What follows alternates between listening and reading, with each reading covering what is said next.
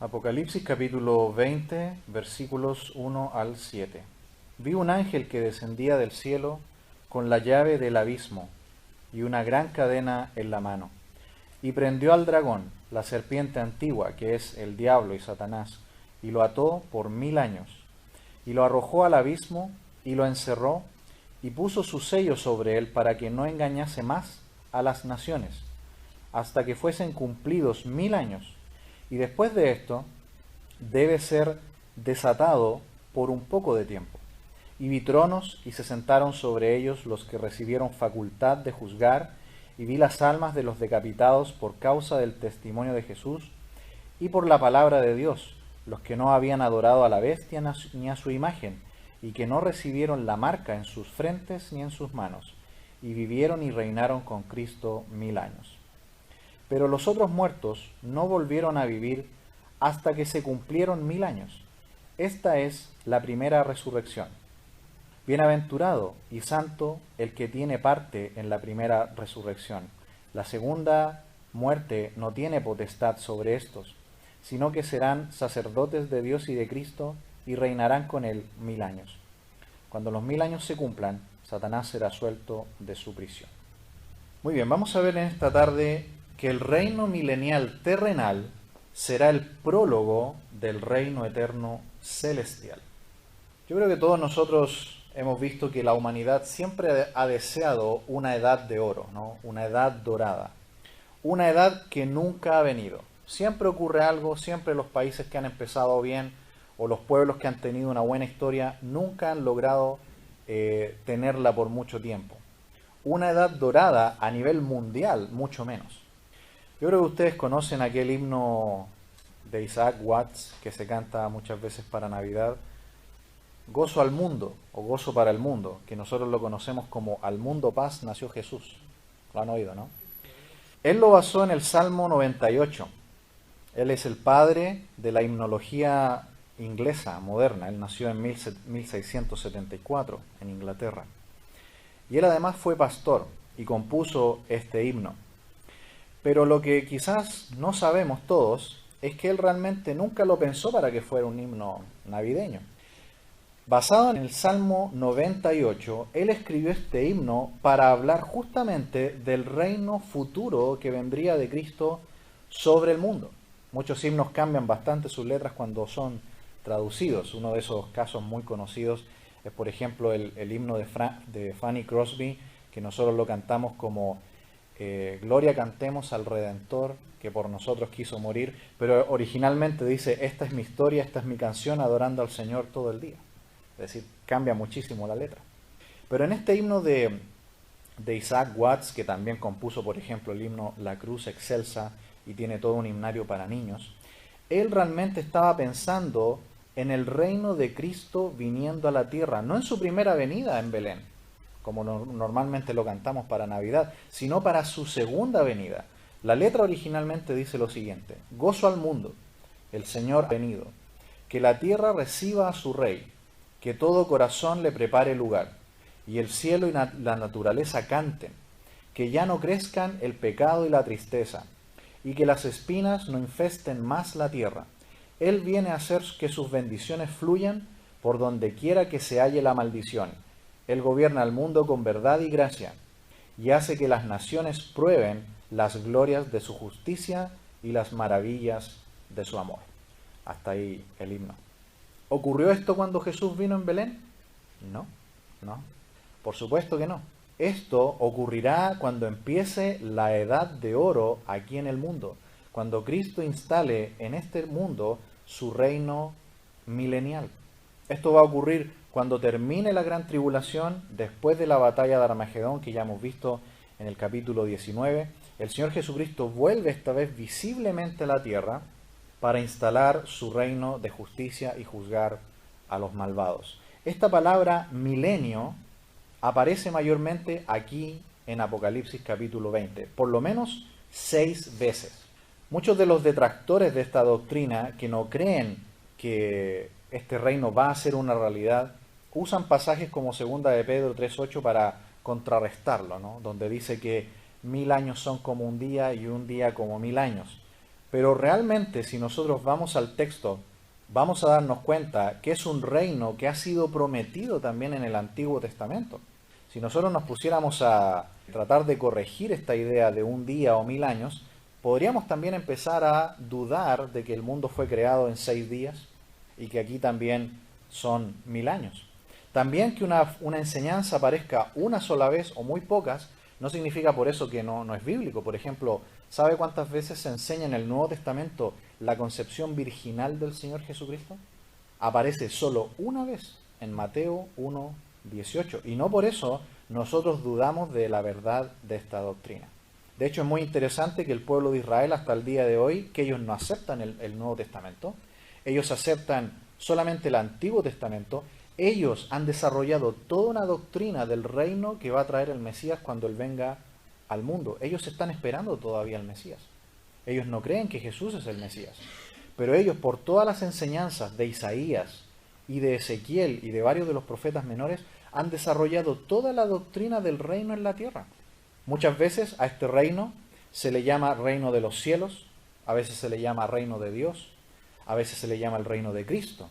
Se le llama también tiempos de restitución, tiempos de refrigerio. También se le ha llamado la plenitud de los tiempos. Y en Hebreos 2:5 se le llama el mundo venidero. Así que algo muy importante que nosotros tenemos que tener en cuenta antes de entrar a este tema es la diferencia que hay entre Israel y la iglesia. Claramente son dos pueblos diferentes, son dos programas diferentes y dos destinos diferentes. Aquí se nos dice, por ejemplo, que Satanás será atado por 1000 años, que su influencia no va a estar más, que él va a estar confinado. Y nosotros claramente vemos que en el día de hoy él sí está actuando, por supuesto dentro de los límites que Dios le da. Así que, ¿qué enseña la Biblia acerca de este reino que viene, esta edad de oro, en la que Cristo va a gobernar finalmente aquí en la tierra? Y es un prólogo, por eso hemos dicho en esta noche que el reino milenial terrenal será el prólogo del reino eterno celestial. Cuando uno abre un libro, hay un prólogo al principio, ¿no? Que es como una introducción para entrar al libro. Bueno, este reino aquí en la tierra es eso, es un prólogo, es una introducción a lo que va a ser el reino eterno celestial. Dice el versículo 1, vi un ángel que descendía del cielo con la llave del abismo y una gran cadena en la mano.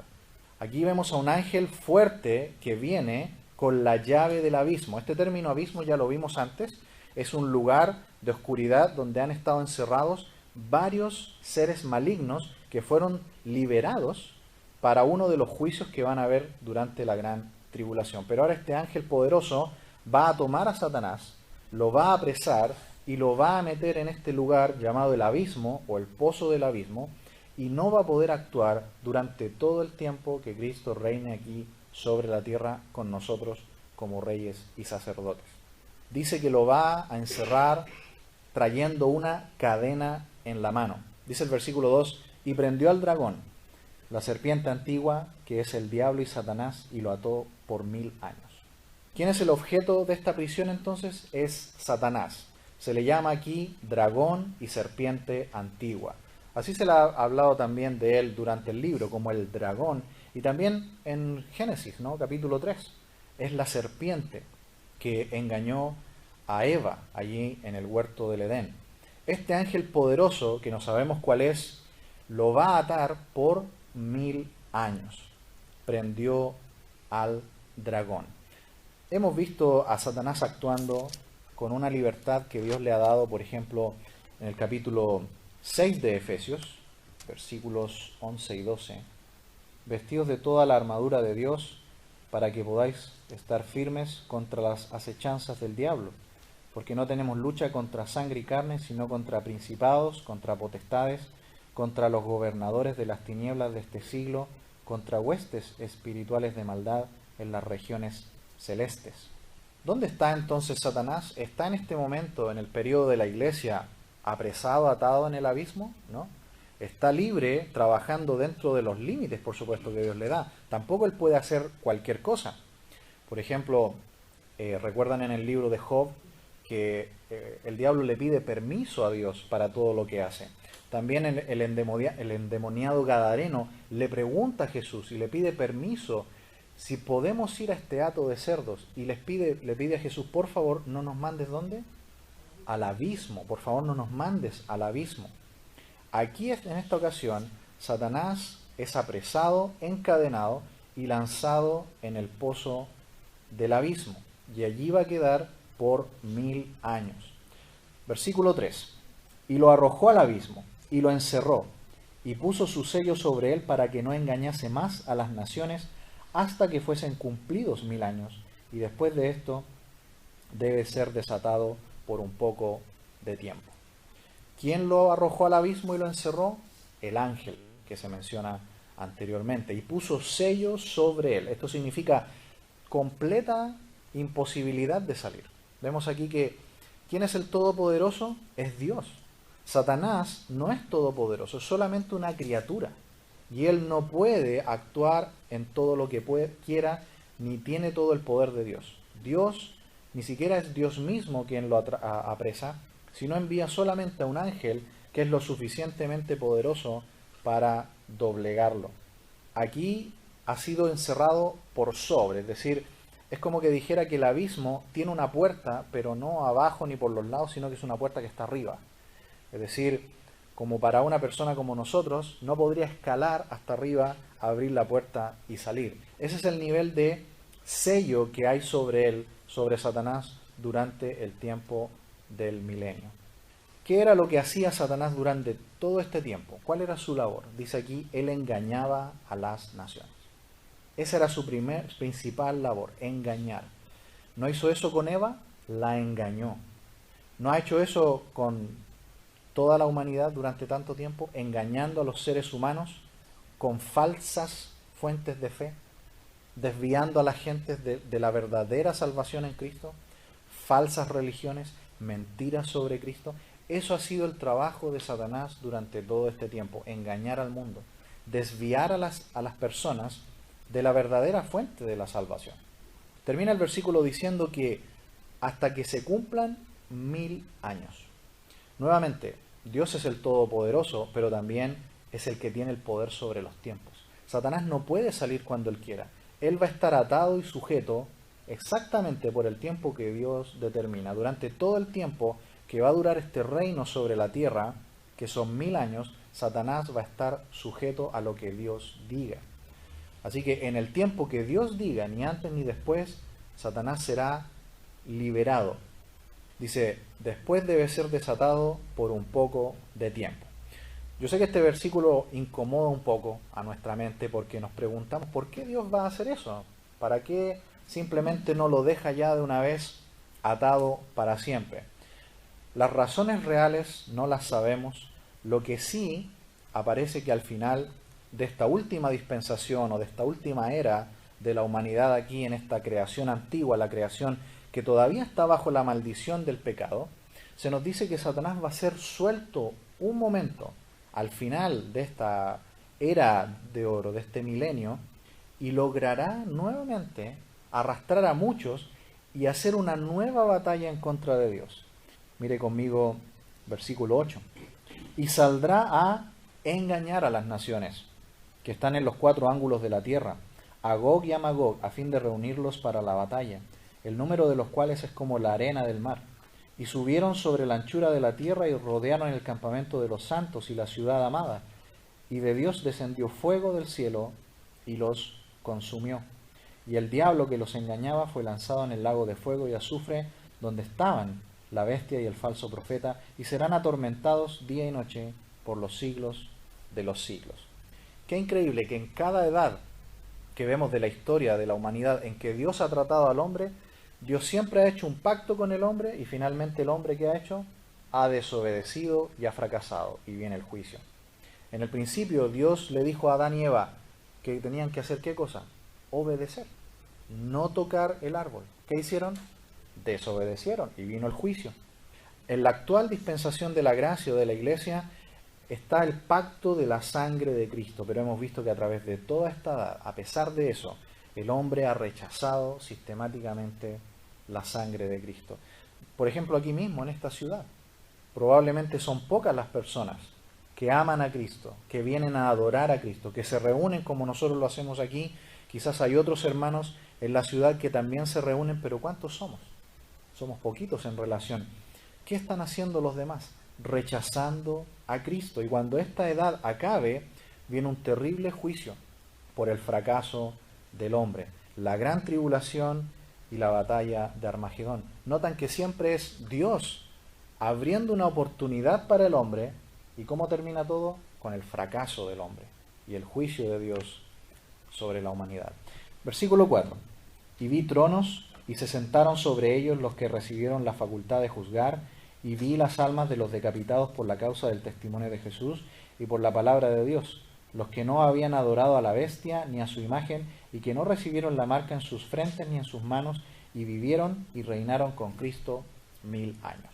Aquí tenemos entonces los habitantes de este milenio, de este reino que va a comenzar cuando Cristo baje esta vez y ponga sus pies en el monte de los olivos. ¿Se fijan que es diferente la venida con el arrebatamiento? En el arrebatamiento Cristo va a bajar, pero no va a posarse sobre la tierra, sino que Él va a quedar en las nubes. Y dice que nosotros seremos arrebatados, y los que estemos muertos quizás en ese momento seremos resucitados, y vamos a recibir al Señor en el aire, y seremos llevados. Pero en la segunda venida Él desciende totalmente y pone sus pies sobre la tierra, viene a juzgar y va a establecer aquí su reino.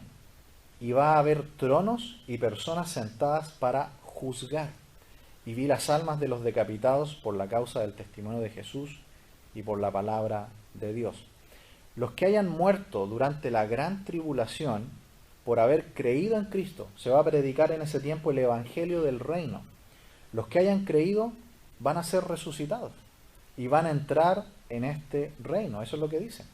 Son aquellos que no adoraron a la bestia ni a su imagen y que no recibieron la marca en sus frentes ni en sus manos. Ya hablamos de esto, ¿no? Es una falsificación del sello del Espíritu Santo. En Efesios capítulo 1, versículos 3 y 14 dice que cuando usted y yo recibimos a Cristo como nuestro Señor y Salvador, recibimos un sello, el sello del Espíritu Santo. Es decir, tenemos un sello de autenticidad. El auténtico Hijo de Dios tiene un sello que Dios lo ve, que es el Espíritu Santo, y lo demuestra hacia afuera en una vida transformada y cambiada.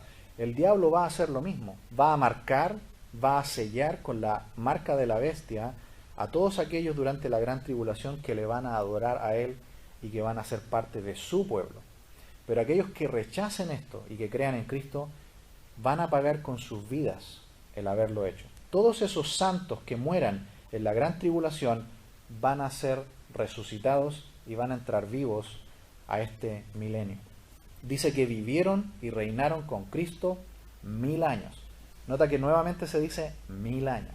Varias veces se repite esta enseñanza en el mismo pasaje.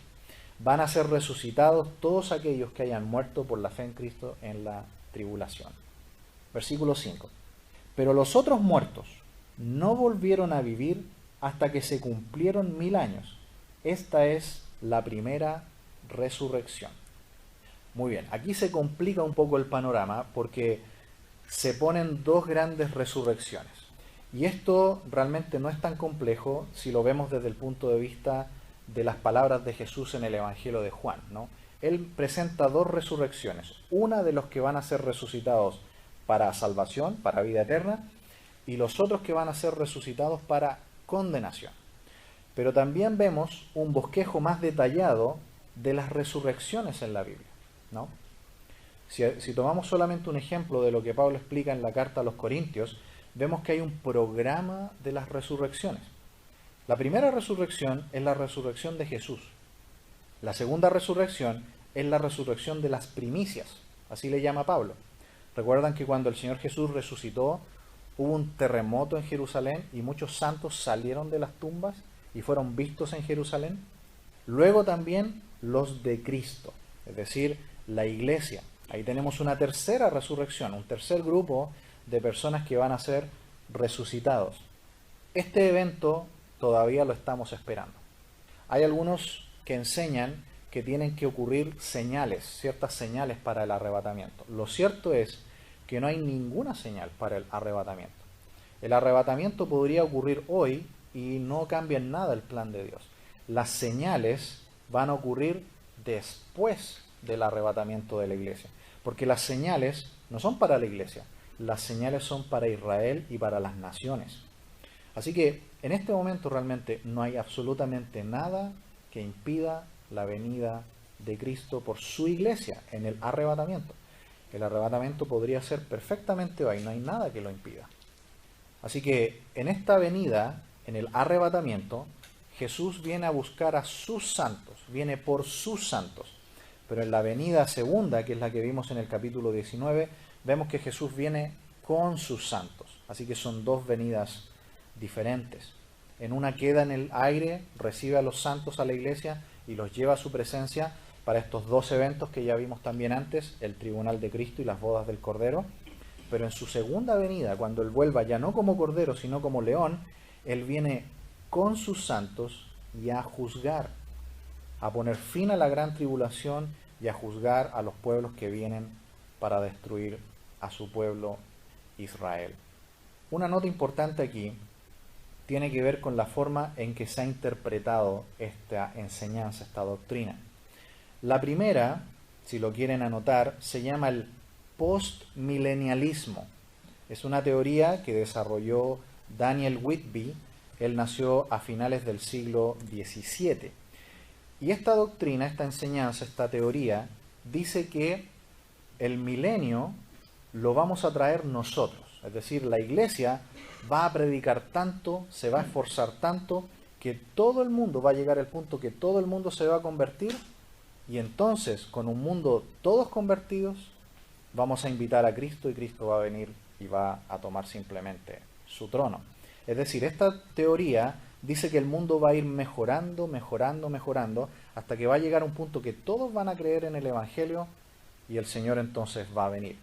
Es decir, postmilenialismo. Cristo va a venir después del milenio, de que logremos nosotros traer este reino de justicia y logremos convertir a todos, básicamente es lo que dice.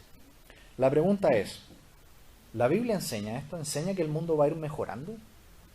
Realmente lo que enseña, por ejemplo, Pablo en 2 Timoteo, es que el mundo va a ir empeorando, y va a ir empeorando, y conforme se acerque más y más la venida de Cristo, el mundo cada vez va a ser peor. A principios del siglo XX, esta teoría tenía bastante éxito, habían bastantes que creían en eso, pero hoy día ya casi no hay postmilenialistas. ¿Qué pasó a principios del siglo XX? 1914. La Primera Guerra Mundial, y después una Segunda Guerra Mundial, y una decadencia mundial en todo sentido. Por eso que, un poco de una manera quizás burlesca, hoy día se dice que es muy difícil encontrar a un postmilenialista, como encontrar una aguja en un pajar, porque el mundo, según la enseñanza bíblica y lo que vemos en la historia misma, el mundo no va mejorando.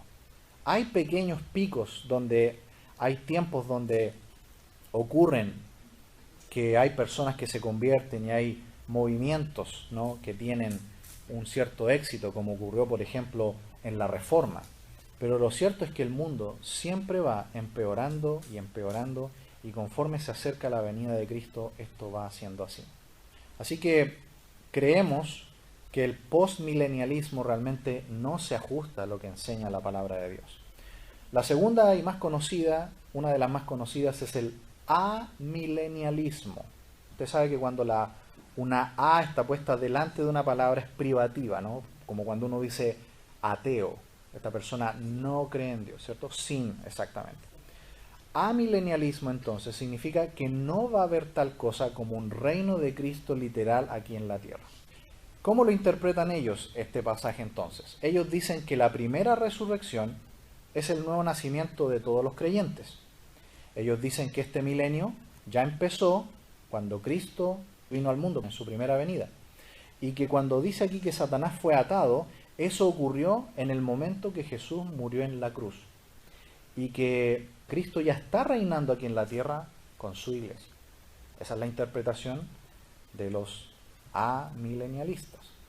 Y es un poco complejo porque entonces ellos están interpretando de una manera espiritual o alegórica o simbólica algunos pasajes, pero otros sí los interpretan literalmente. Por ejemplo, Isaías capítulo 11, que enseña claramente el milenio y el reino de Cristo aquí en la tierra, lo toman no literalmente, sino simbólicamente. Pero cuando leen Isaías 53, donde dice que Jesús iba a ser llevado a la muerte como cordero, ¿cierto?, al matadero, que Jehová iba a cargar en él el pecado de todos nosotros, eso sí lo aceptan literalmente. Entonces, como ustedes pueden ver, escogen algunas cosas de manera arbitraria y las interpretan, algunas literalmente y otras espiritualizadas.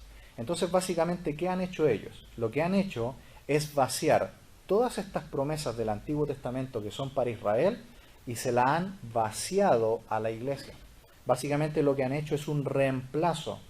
Han eliminado básicamente a Israel y han dicho, no, todas esas promesas que Dios le dio a David, por ejemplo, en 2 de Samuel capítulo 7, de este reino futuro aquí en la tierra, ha dicho no, todo eso se va a cumplir espiritualmente en la iglesia y no en Israel.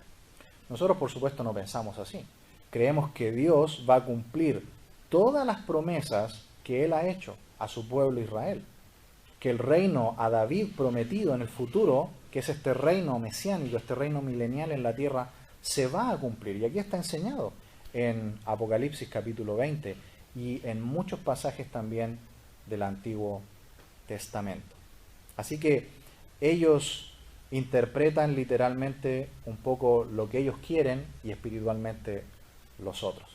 Antes de ahondar un poquito más en eso, quiero llegar a lo que sería nuestra postura, o por lo menos lo que nosotros creemos como iglesias.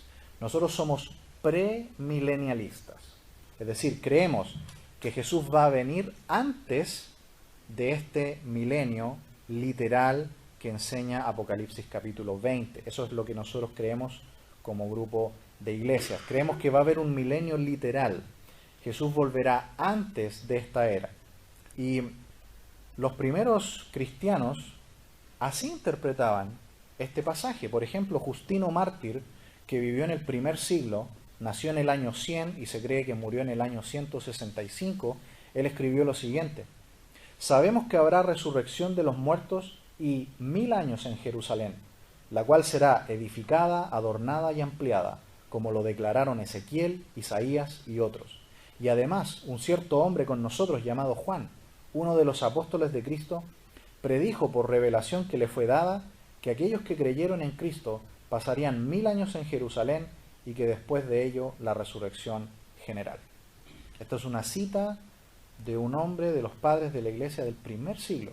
Una más, Ireneo, que también vivió en el primer siglo, él escribió lo siguiente: pero cuando este anticristo haya devastado todas las cosas de este mundo, reinará por 3 años y 6 meses. Se sentará en el templo de Jerusalén y después el Señor vendrá del cielo en las nubes, en la gloria del Padre, enviando a este hombre y a los que le seguían al lago de fuego, pero introduciendo la era del reino, esto es, el descanso, el santificado séptimo día, y restaurando a Abraham la herencia prometida, reino acerca del cual el Señor declaró que muchos, viniendo de oriente y de occidente, se sentarían con Abraham, Isaac y Jacob. Por ello, la bendición anunciada pertenece indudablemente a los tiempos del reino, cuando los justos regirán después de haber resucitado de entre los muertos. Hasta ahí la cita. Por lo menos los primeros 4 siglos de la Iglesia, esa era la interpretación de la Biblia y de la profecía. Era una interpretación literal. No tenemos mucho tiempo para explicar esto en detalle, ¿no?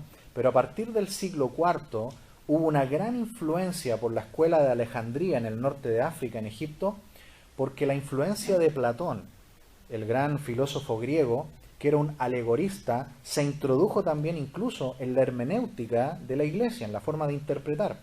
Y Agustín de Hipona, que fue un gran maestro de la Biblia en ese tiempo, era alguien que tomó totalmente esta enseñanza de Platón y la aplicó a la interpretación de la Biblia. Y eso fue muy fuerte desde el siglo IV, por lo menos hasta 2 siglos después de la Reforma. Por eso que durante esos siglos vemos muy poco entendimiento de la profecía bíblica interpretándola de manera literal. Quiero mostrarle un ejemplo bíblico.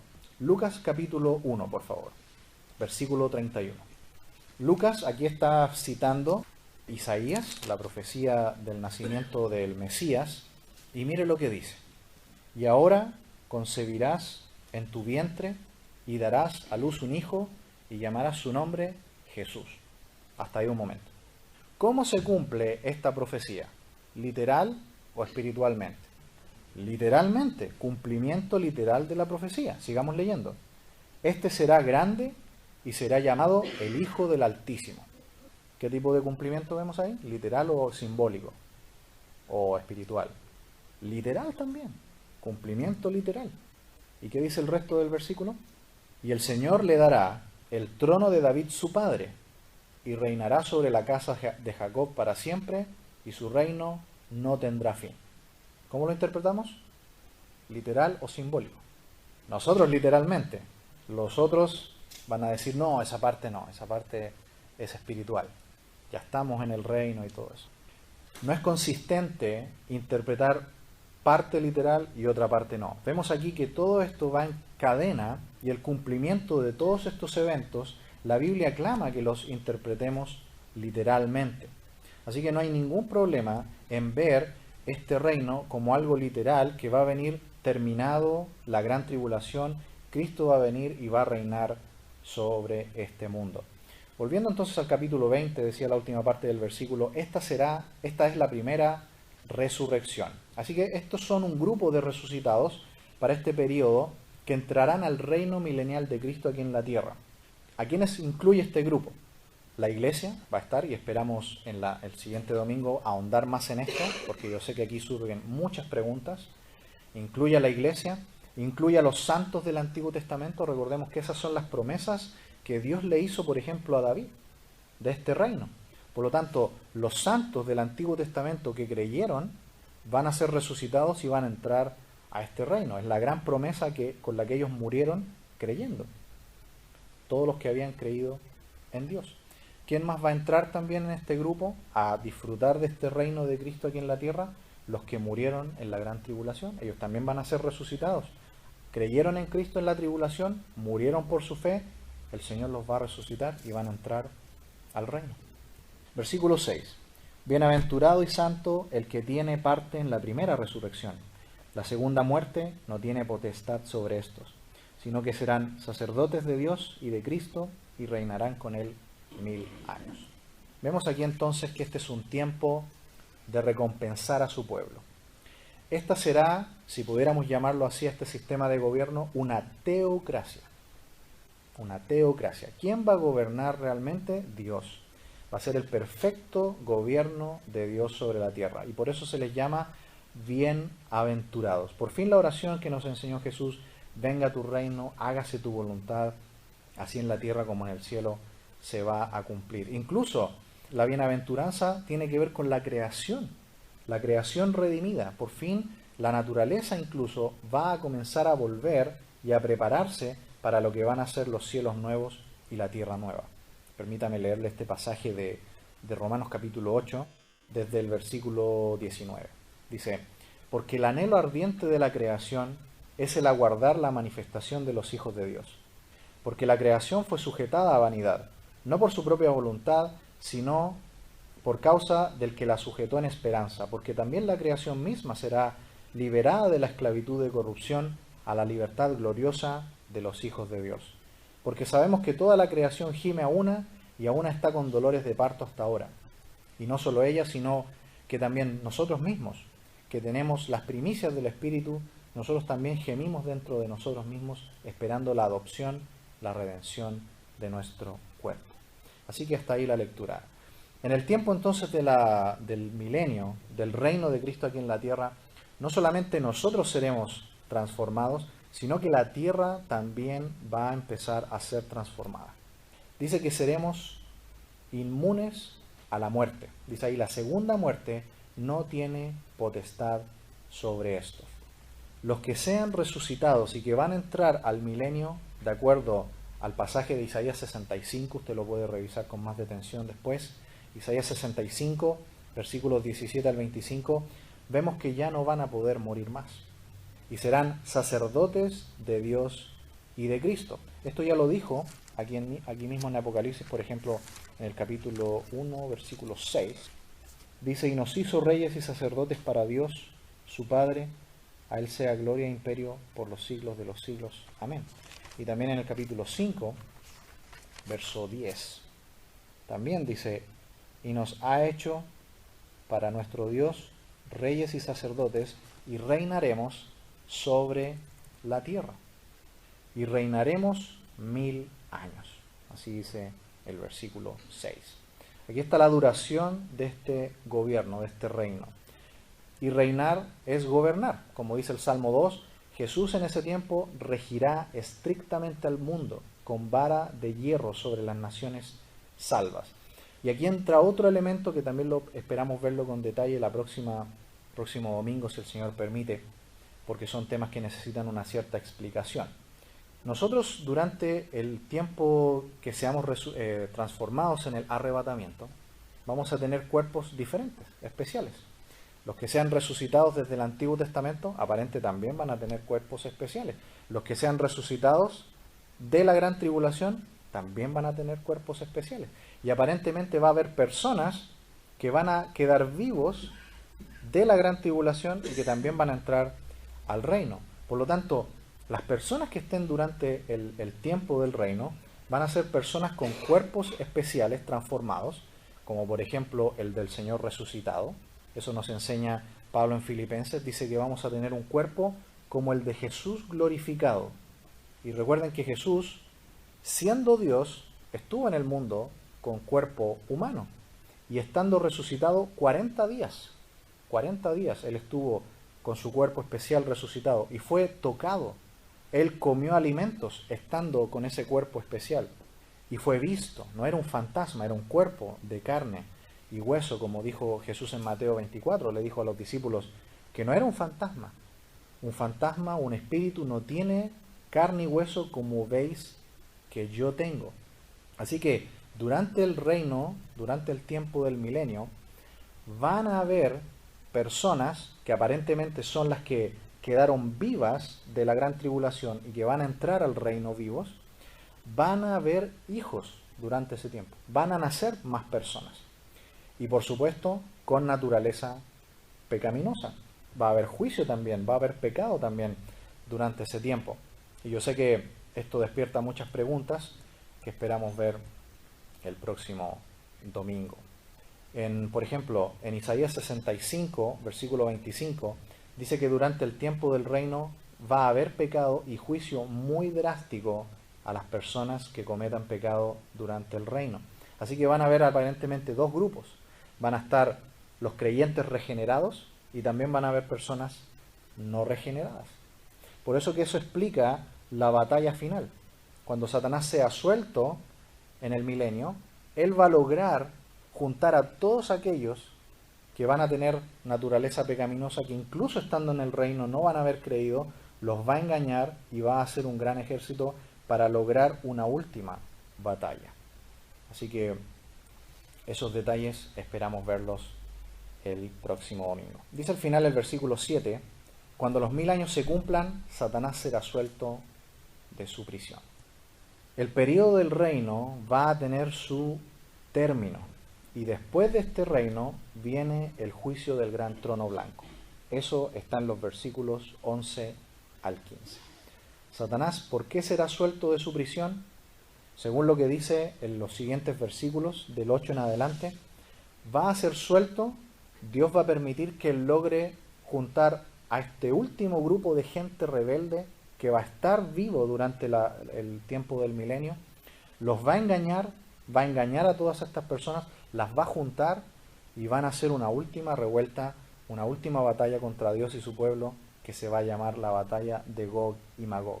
¿Pero qué les va a pasar a ellos? Dice que descendió fuego de Dios del cielo y los consumió, en el versículo 9. Bien, hemos visto entonces en esta tarde que el reino milenial terrenal será el prólogo del reino eterno celestial. Vamos a reinar con Cristo aquí en este mundo. Y espero que esto nos ayude a pensar que así como en ese tiempo vamos a reinar con Cristo en este mundo, que en el tiempo actual nosotros podamos tener el reino de Cristo en nuestras propias vidas. Como dice Pablo en Colosenses, ¿no? Capítulo 3, que podamos mirar las cosas de arriba, las cosas que son santas, porque un día con Cristo vamos a reinar en este mundo, vamos a ayudar en ese gobierno perfecto que hemos visto aquí en Apocalipsis capítulo 20. Así que eso nos anime a nosotros a que hoy podamos ser santos, a que hoy podamos permitir el gobierno de Dios en nuestra vida. Vamos a orar.